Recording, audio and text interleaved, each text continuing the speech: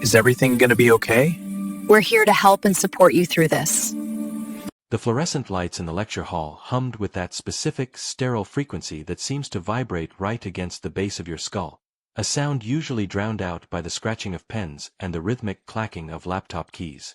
I remember the exact texture of the laminate desk under my forearms, a faux wood grain that felt cool and impersonal against my skin as I leaned forward, trying to decipher the complex equation the professor was scrawling across the whiteboard. It was a Tuesday, the kind of nondescript mid-morning that blends into the background of a semester, filled with the comfortable monotony of higher education. I was not a threat. I was not a distraction. I was a student in a gray hoodie, sitting in the third row, worrying about a midterm and the price of textbooks. But the atmosphere in the room shifted long before the heavy oak door at the back of the auditorium actually swung open. It is a sixth sense you develop when you navigate institutions that were not originally built with you in mind, a sudden, sharp change in the room's barometric pressure that pricks the back of your neck and whispers that your safety is a temporary illusion. The scratching of pens stopped first. Then the typing. The silence that followed was not the quiet of concentration.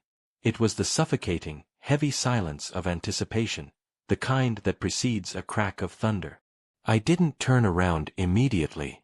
I kept my eyes fixed on the chalkboard, tracing the white dust as it settled on the professor's tweed jacket, holding on to that image of academia like a lifeline.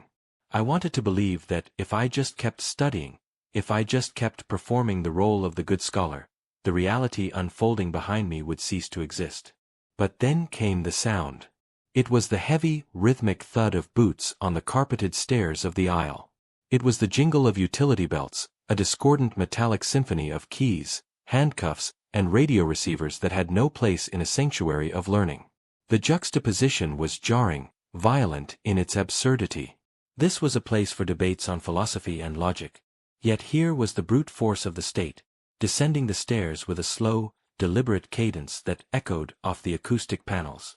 I finally turned my head, not quickly, but with a practiced slowness that I had rehearsed in my mind 1,000 times for a moment I prayed would never come. 2 officers were walking down the center aisle. They were not running. There was no urgency in their gait, only the terrifying confidence of authority figures who know that the space belongs to them, not us. They looked bored. That was the detail that seared itself into my memory more than anything else. They didn't look angry or fearful. They looked like they were running a mundane errand, filing paperwork, or taking out the trash. The banality of their expression made my stomach turn because it signaled that removing me from this classroom wasn't an extraordinary event for them. It was Tuesday. The professor, a man I had respected, a man whose office hours I had attended to discuss the nuances of ethics, stood frozen at the podium. He did not interject. He did not ask for a warrant or an explanation. He simply stepped back, creating a clear path, his silence acting as the loudest indictment in the room. In that split second, the social contract of the university dissolved. I was no longer a paying student seeking a degree. I was a subject to be managed, a body out of place. I could feel the eyes of 70 other students burning into me. They weren't looking at me with solidarity. They were looking at me with a mixture of curiosity and relief. Relief that the finger wasn't pointing at them, relief that the disruption had a focal point that wasn't their own lives. I felt the heat rising in my chest, the biological imperative to fight, to scream, to demand to know why I was being singled out when all I had done was sit in a chair. But I swallowed that fire. I extinguished it instantly. I knew that in this theater, my anger would be weaponized against me. My fear would be interpreted as guilt. My confusion would be read as resistance. So I did the only thing I could do, the only thing that shifts the balance of power in a world that relies on your submission. I remained completely, terrifyingly still. I reached into my pocket, not for a weapon, but for the black rectangle of glass and metal that has become the modern shield of the disenfranchised. I placed my phone on the desk, screen up, and I pressed record. The red dot began to pulse. The officers reached my row. The taller one looked down at me, his hand resting casually near his waist. He didn't ask me to leave. He told me. And in that moment, the lecture was over, and the real lesson began. The silence that followed the officer's command was not merely an absence of noise. It was a physical weight, a pressurized atmospheric shift that seemed to buckle the very air in the lecture hall. For weeks, this room had been a sanctuary of abstract ideas, a place where we debated the theoretical applications of justice and the philosophical underpinnings of equity. But as the uniformed men stood over my desk, the theoretical dissolved into the visceral. The smell of the room changed, shifting from the dry dust of chalk and old paper to the sharp, metallic tang of adrenaline and the stiff polyester of authority. I could feel the gaze of 200 peers on the back of my neck, a sensation like the focus of a magnifying glass under the midday sun. Their eyes were not filled with solidarity, but with a morbid curiosity, a collective holding of breath to see if the statistical probability would manifest in front of them. This is the precise moment where the invoice is delivered. This is the collection point of the black tax. We speak of this tax often in economic terms, referring to the financial support driven by familial duty, but the true cost is far more insidious and existential. It is a tariff levied on the nervous system.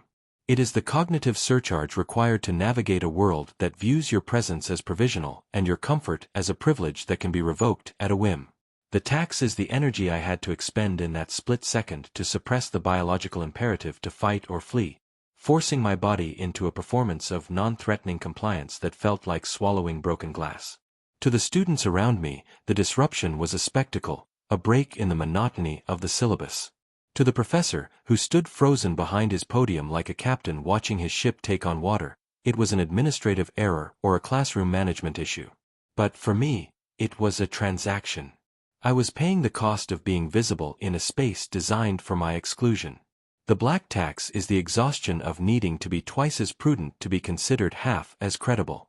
It is the requirement to remain calm when panic is the rational response, because my panic would be read as aggression, and my aggression would be the justification they needed to escalate this from an eviction to an eradication.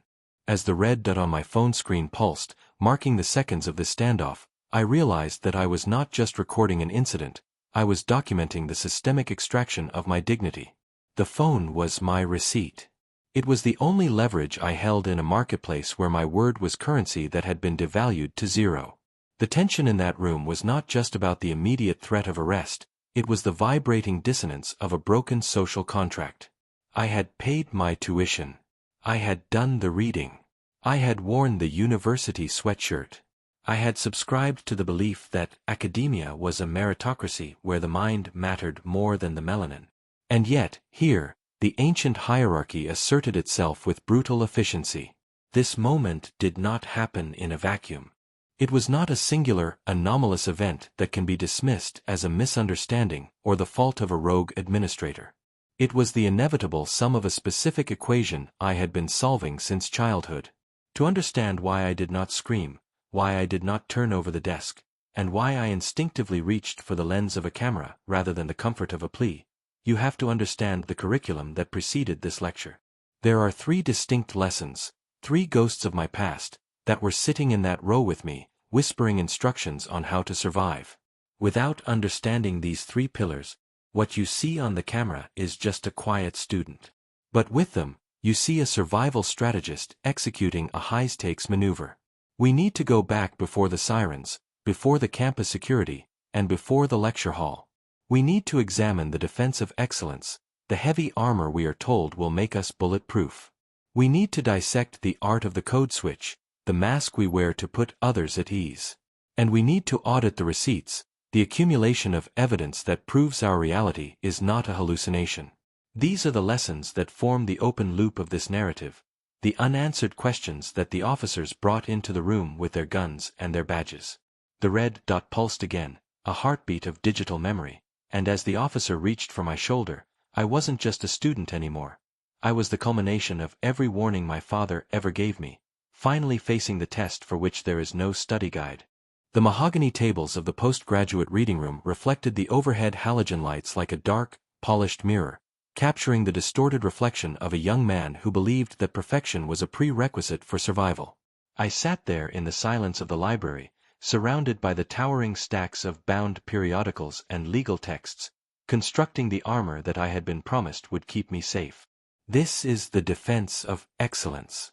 It is the first pillar of our survival strategy, a doctrine handed down from generation to generation like a sacred, heavy heirloom. My father, a man who ironed his undershirts and polished the heels of his work boots until they gleamed, taught me that mediocrity was a luxury we could not afford.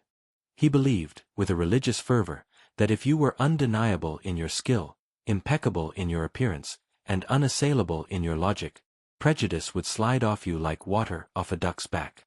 So, I curated myself. I did not just study for the grade, I studied for the immunity.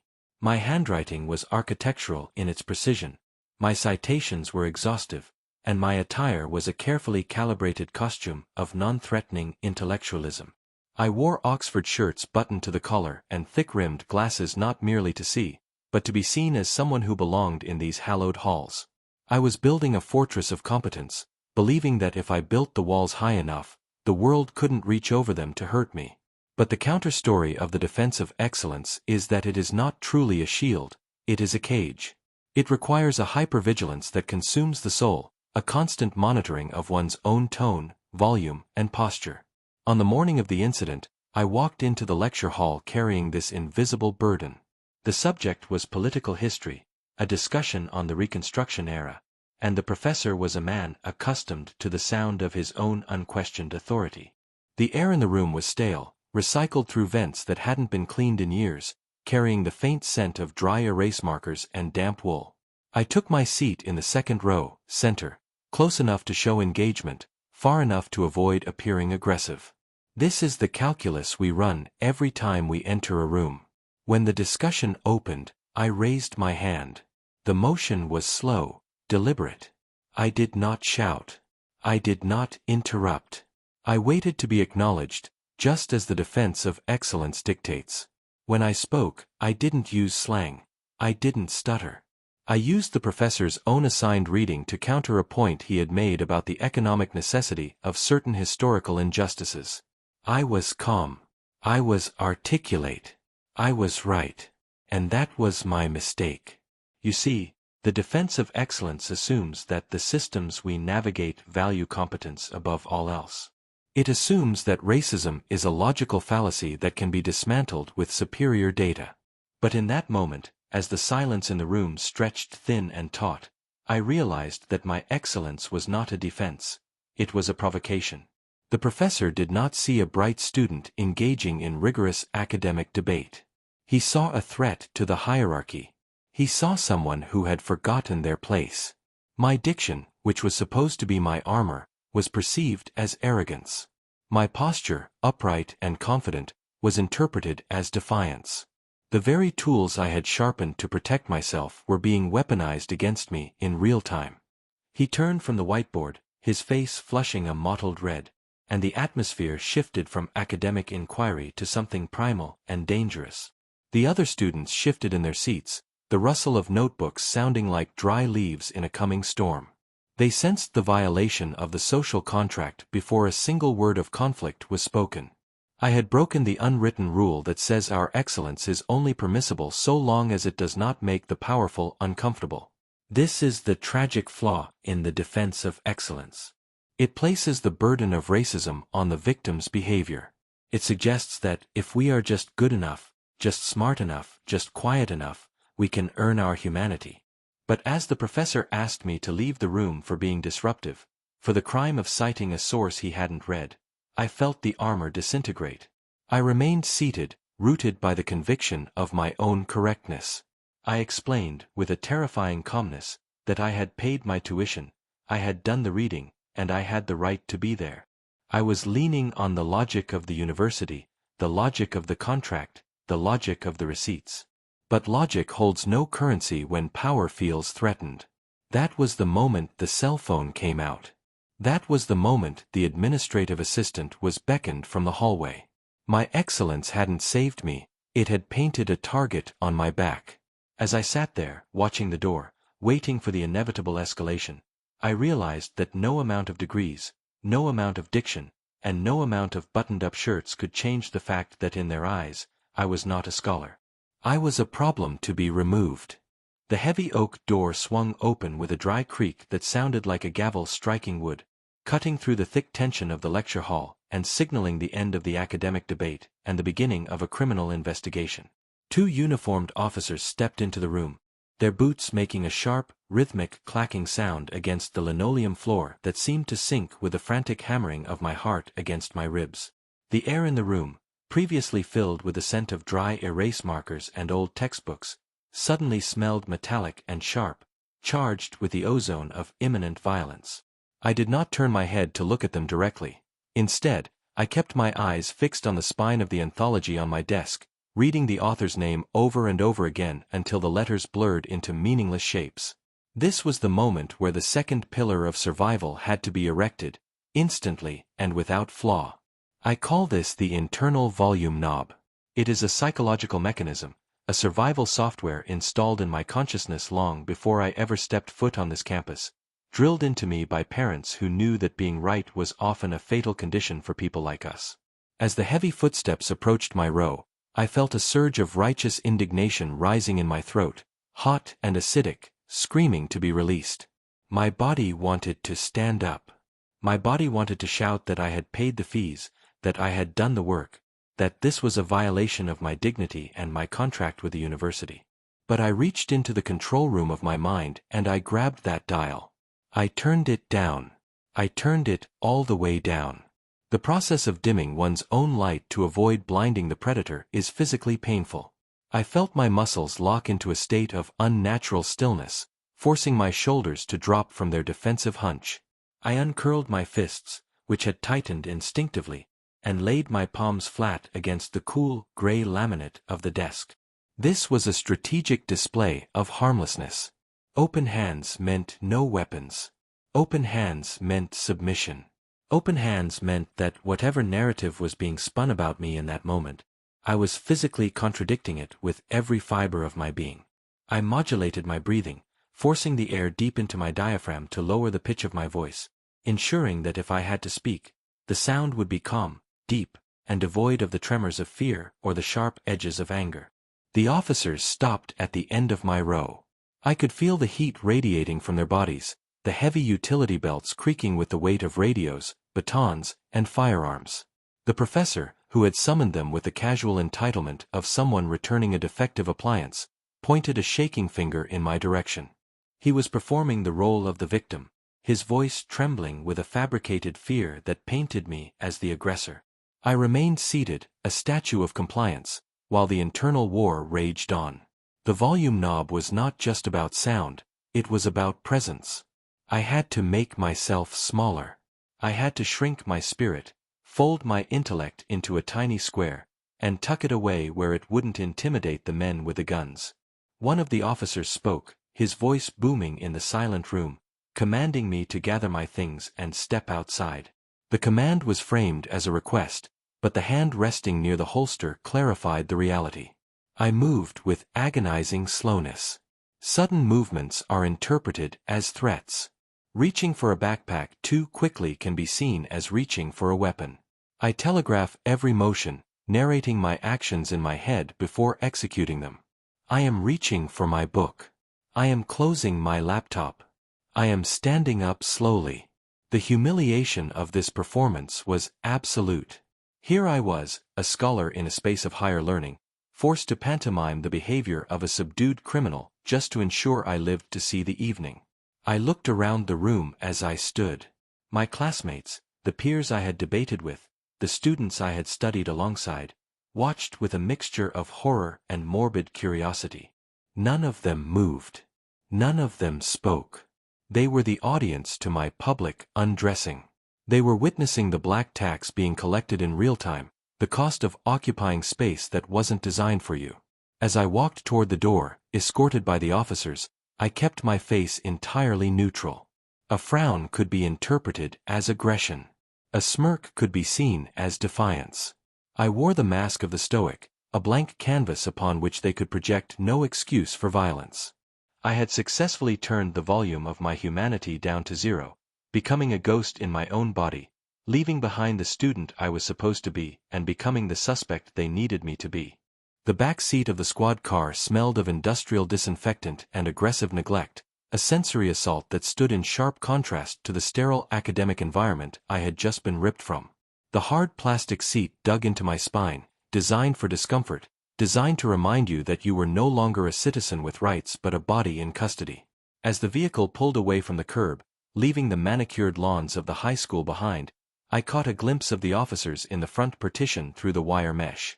They were chatting about lunch, discussing the merits of a local deli versus a burger chain, their casual demeanor a jarring counterpoint to the devastation they had just wrought upon my transcript and my reputation. This bifurcation of reality, where their mundane Tuesday coexisted with my life-altering trauma, triggered a specific, resonant frequency in my memory, pulling me away from the claustrophobia of the cruiser and transporting me back to a sun-drenched study in a house that smelled of cedar, old paper, and sweet pipe tobacco. It was here, years ago, that I had been given the blueprint for this exact moment, not by a lawyer or a teacher, but by my grandfather, a man who wore his dignity like a suit of iron armor and who understood the physics of survival in a world that often refused to acknowledge his gravity. I closed my eyes against the passing blur of the city and allowed his voice to supersede the crackle of the police radio, needing his presence to keep my own internal volume knob turned all the way down. My grandfather did not believe in the luxury of reacting. He was a man of the civil rights era, a mathematician who had integrated corporate departments where he was spoken to as if he were the help, yet he eventually ended up running the division. He often sat in his wingback chair, his silhouette framed by the dust motes dancing in the afternoon light, and he would explain to me that for us, excellence was a form of protest, but silence was a form of warfare. He called it the discipline of the shadow. He told me that when the world tries to provoke you, when authority figures try to elicit a response that fits their caricature of who you are, they are essentially inviting you to step onto a trapdoor. If you scream, you fall. If you cry, you fall. If you fight back physically, you fall into the abyss they have dug for you. The only way to walk across the room safely is to refuse the invitation to engage on their emotional level. He taught me that the black tax wasn't just economic, it was psychological. It was the energy you had to expend to remain calm while being accused, the mental calculation required to keep your hands visible, the tone modulation needed to sound non-threatening even when you were the one under threat. In that police car, with the handcuffs biting into my wrists, I realized that my stoicism in the classroom wasn't a spontaneous act of fear. It was an inheritance. I was channeling a survival strategy honed over generations, a reflex passed down from father to son like a precious, heavy heirloom. My grandfather had prepared me for the accusation before I ever entered the school system. He had drilled into me the concept of the paper trail and the receipts. He told me that since I would not be afforded the benefit of the doubt, I had to become an undeniable archive of my own competence. This was why I saved every email. This was why I recorded the lecture. This was why, when the professor accused me of disruption, I didn't argue with my mouth. I argued with my posture. I was enacting the lesson of the mentor. Do not give them the fuel for the fire they wish to burn you with. As the cruiser slowed down, approaching the precinct, the fear began to curdle into something colder and more useful. I looked at the back of the officers' heads and realized they had no idea who was in their car. They thought they had arrested a disruptive student. They didn't know they had detained a student of history, a young man armed with the ancestral knowledge of how to endure the unendurable. My grandfather's voice echoed in the silence of my mind, reminding me that the goal was not just to survive the ride, but to outlast the injustice. The handcuffs were temporary, but the dignity I had preserved by refusing to act out was permanent. I took a deep breath, inhaling the stale air of the police car, and prepared to enter the next stage of the ordeal not as a victim, but as a strategist executing a plan that had been written for me decades before I was born. The precinct smelled of floor wax and accumulated anxiety, a scent that seems to permeate every institution designed to manage human behavior through confinement and bureaucracy. I sat on a bench that was bolted to the floor, a design choice meant to prevent it from becoming a weapon, but which effectively served to remind everyone seated there that they were considered volatile variables in an equation of public safety. The handcuffs had been removed, leaving red indentations on my wrists that throbbed in time with my heartbeat, physical receipts of the transaction that had just occurred between the state and my body. I rubbed the skin slowly, not to soothe the pain, but to ground myself in the sensation of ownership. My hands were once again my own, and I needed them steady for what was coming next. This was the phase of the ordeal where narratives are usually solidified, where the police report is typed into a permanent record, and where the label of "problem child" is stamped in ink that refuses to fade. However, the officers moving around the intake desk, trading jokes and sipping stale coffee, were unaware that the balance of power had already shifted the moment we stepped out of the classroom. They were operating on the assumption that their word was the only currency that mattered in this economy of justice, but they were about to discover that the exchange rate had changed. The silence I maintained was not submission, it was the accumulation of capital for the transaction to come. The door opened, admitting the chaotic sounds of the city before sealing us back into the air-conditioned purgatory of the station, and my parents walked in. My father did not storm in with raised fists, nor did my mother enter with tears streaming down her face, though both reactions would have been justified. Instead, they carried themselves with the terrifying calm of people who have prepared for this specific nightmare since the day I was born. They were not just parents, they were archivists of injustice, coming to settle a debt that the system had tried to impose on their son. The meeting took place in a small interview room painted a shade of beige that felt designed to drain the hope out of the air. Across the metal table sat the school administrator, who had been summoned to formalize the suspension, and the supervising officer, who looked ready to process the paperwork and go home. They began to speak in that patronizing cadence reserved for the guilty, outlining the gravity of my insubordination and the threatening manner in which I had supposedly conducted myself. They were building a castle out of sand, unaware that the tide was already coming in. Then came the moment of the receipt. It wasn't a crumpled piece of paper, but a smartphone that my father placed on the table with the deliberate precision of a chess master making a checkmate move. The screen cracked slightly at the edge, glowed to life, illuminating the dimly lit room with the harsh reality of truth. It was the footage recorded by my classmate, the silent observer who had the presence of mind to document the escalation while the adults in the room lost their composure. We watched the video in silence, the tiny speakers struggling to convey the tension of the classroom. My voice, calm and questioning. The teacher's voice, rising in pitch and volume, laced with a bias that she likely didn't even know she possessed. The arrival of the officer. The lack of threat. The lack of resistance.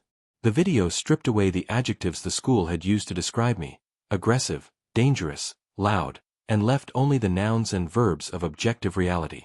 I watched the administrator's face as the digital evidence dismantled her report sentence by sentence. Her eyes darted from the screen to me and back again, her mind frantically trying to reconcile the monster she had described on the phone with the quiet, seated student in the video. The atmosphere in the room shifted from interrogation to damage control.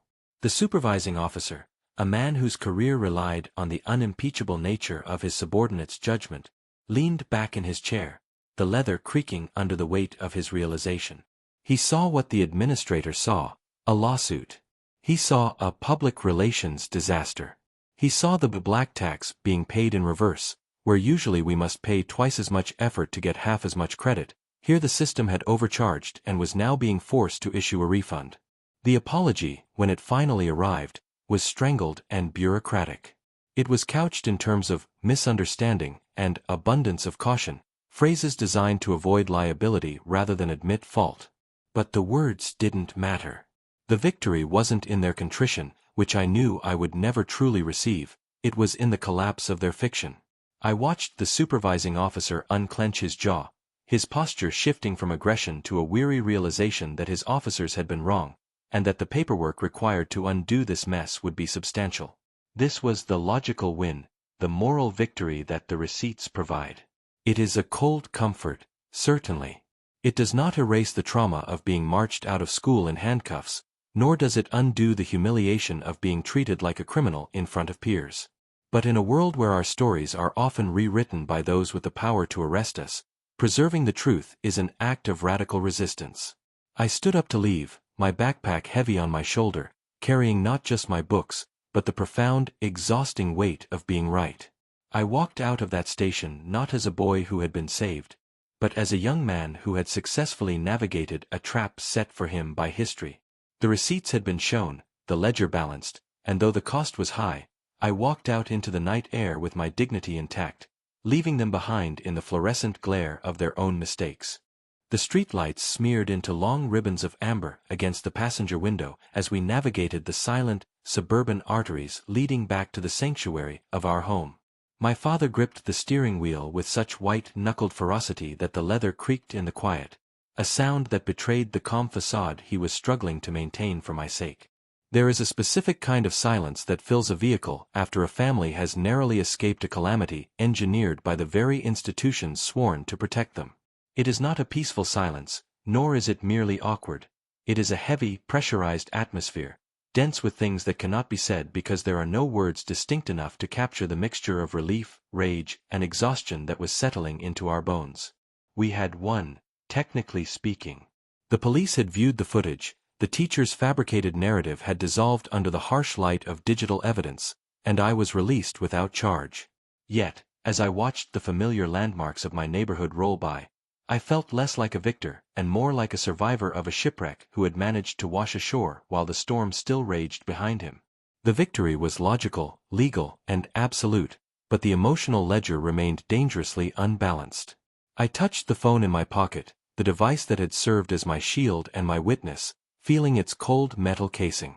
It was terrifying to realize that my entire future, my reputation, and my physical safety had hinged on the battery life of a shimmering rectangle of glass and silicon. If I had forgotten to charge it, if my thumb had fumbled the passcode, the story would have been written by Mrs. Albright, and I would have been just another statistic, a footnote in the grand, tragic encyclopedia of systemic failure. We pulled into the driveway, the gravel crunching beneath the tires sounding like thunder in the stillness of the night. My mother turned to me from the front seat, her eyes rimmed with red, her face a map of localized devastation. She did not ask if I was okay, for she knew the answer was complicated. Instead, she reached back and squeezed my knee, a gesture of primal protection that said she would burn the world down to keep the ashes off my skin. I went straight to my room, bypassing the kitchen where the remnants of a breakfast eaten in a different lifetime still sat on the counter. My bedroom, usually a place of unburdened leisure and study, now felt like a command center. I sat on the edge of my bed and looked at the rows of sneakers, the posters of athletes, the stacks of textbooks on AP history and calculus. These objects belonged to the boy I was that morning, a boy who believed that if he just studied hard enough, dressed well enough, and spoke with enough diction, he could opt out of the prejudices that plagued people who looked like him. The events of the day had shattered that illusion with the violence of a sledgehammer. I realized then that excellence is not an exemption. It is merely a prerequisite for survival. The black tax, as I had come to understand it, was not just about working twice as hard to get half as far. It was about the psychological overhead of constantly auditing your own existence, of maintaining a surveillance state on yourself so that you could rebut the surveillance state of the world. I lay back against the pillows, staring at the ceiling fan slicing through the stagnant air. The counterstory here was not that a student fought back against a teacher. The true counterstory was that the student was the only adult in the room. The teacher, the administrator, the officer, they had all succumbed to emotional impulses, biases, and panic. I alone had remained clinical, detached, and observant. This was the final, bitter lesson of the ordeal. To survive in spaces not built for you, you must possess a discipline that exceeds the discipline of your oppressors. You must be the historian of your own life because the official scribes are unreliable narrators. I thought about going back to school the next day. The temptation to hide, to retreat, to transfer was immense. But to leave would be to cede the territory. To leave would be to let the narrative settle into the shape they wanted, that I was a problem that had been removed. No. I would go back. I would walk into that classroom, sit at the same desk, and open the same book. My presence would be the protest. As the adrenaline finally began to fade, replaced by a deep, marrow-level fatigue, I understood that the camera had captured more than just an interaction. It had captured the shifting of a paradigm. I closed my eyes, the image of the officer removing the handcuffs playing on a loop in my mind. It was a liberation, yes, but it was also a warning. The world had shown me its teeth. I had shown it my mind. And while I knew that this would not be the last time I would be called upon to defend my right to exist in spaces of excellence, I also knew that I would never again be caught unprepared. I slept that night not with the peace of the innocent, but with the quiet confidence of the vindicated, ready to wake up and walk back into the arena, armed with the undeniable power of the truth.